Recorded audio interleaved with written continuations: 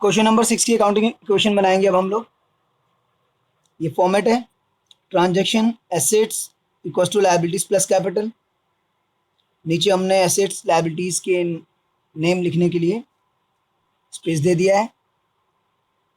First transaction है, Ajit started business with cash 20,000।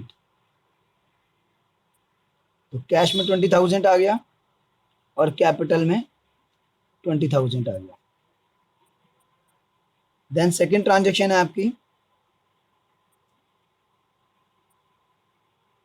Furniture purchase किया है 2,000 का, purchase furniture for 2,000। Cash 2,000 minus हो गया और एक एसेट आ गई फर्नीचर।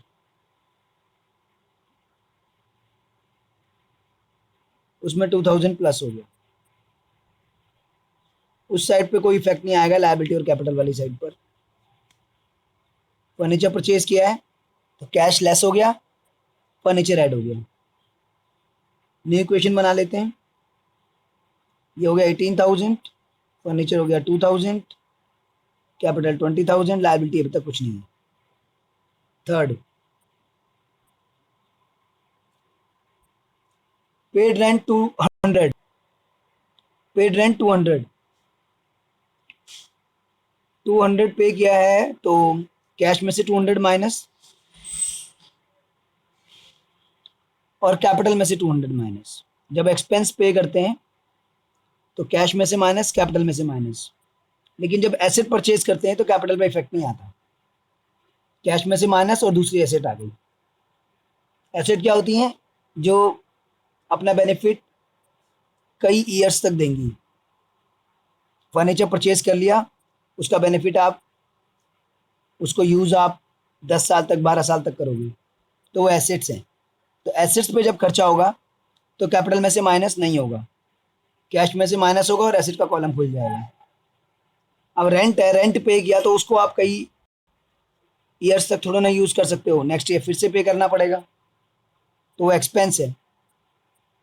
तो एक्सपेंस को कैश में से माइनस और कैपिटल में से माइनस, और एसेट को कैश में से माइनस और एसेट का कॉलम खुल जाएगा। दोनों में डिफरेंस है, ये ध्यान रखना। जब एसेट होगी तो कैपिटल में से माइनस नहीं होगा, एसेट का कॉलम खुलेगा। और जब एक्सपेंस होगा तो फिर कैश में से माइनस और कैपिटल में से माइनस।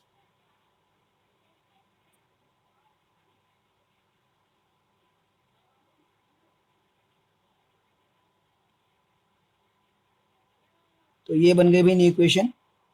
18,000 में से 200 गया, 17,800, 2,000 का फर्नीचर और कैपिटल 20,000 में से 200 गई तो 19,800। Purchase goods on credit 3,000,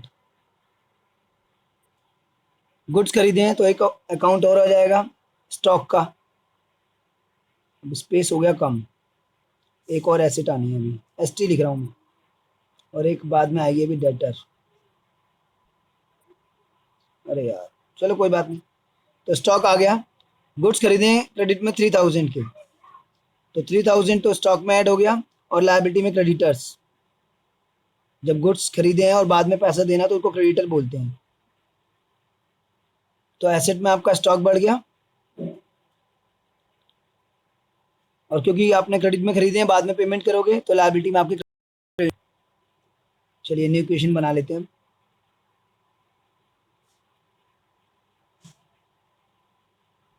cash 17,800, furniture 2,000, stock 3,000, creditor 3,000 और कैपिटल 19,800। लास्ट ट्रांजैक्शन है, sold goods cost price 2,000 for 5,000। अरे इसकी तो ज़रूरत ही नहीं है, कैश में बेचेंगे।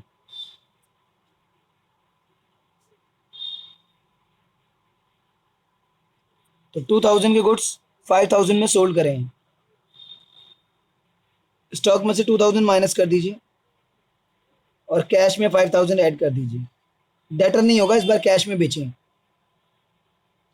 तो कैश में बेचें तो डेटर की कोई ज़रूरत ही नहीं है, क्योंकि गुड्स तो हमने कैश में सोल्ड करें।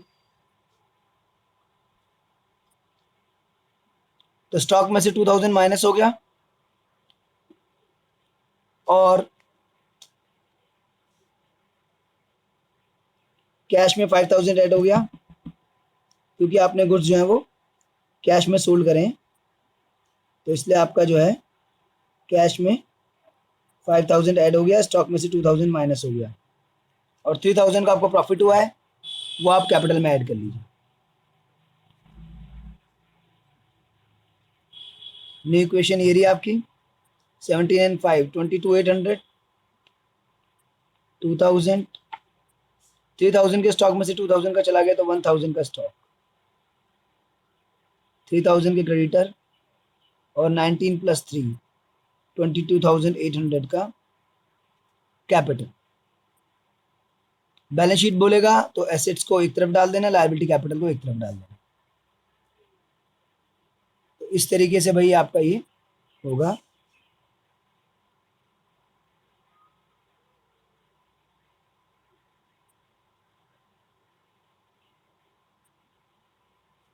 क्लियर है?